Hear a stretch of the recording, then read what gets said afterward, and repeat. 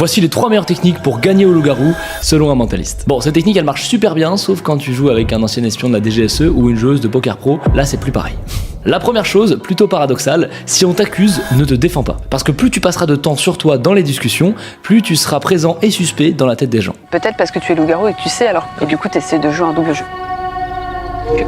Moi, honnêtement, et je lui en ai fait part, j'ai depuis le début de très gros doutes sur Alexandre. Deuxième technique, si t'es un loup-garou, le meilleur moyen de pas être cramé, c'est de te convaincre à 100% que tu es villageois. Pour la simple et bonne raison qu'on est toujours beaucoup plus convaincant quand on est convaincu. Les meilleurs menteurs sont ceux qui sont convaincus de dire la vérité. Troisième et dernière technique, tu peux savoir où sont placés les loups en fonction de qui ils dévorent la première nuit. Ça c'est pas moi qui le dis, c'est une des joueuses de la partie de loup-garou que je viens de sortir sur ma chaîne YouTube dans laquelle on s'est réunis avec plein de créateurs. Les loups, vu que c'est le tout départ, ils savent pas trop à qui voter. En général, ils votent pas à côté. En général, ils votent tout en face. Et en plus de faire d'autres parties très cool, dont avec d'autres joueurs sympas, avec Fabien Olicard en maître du jeu, et ben je vous donne des techniques.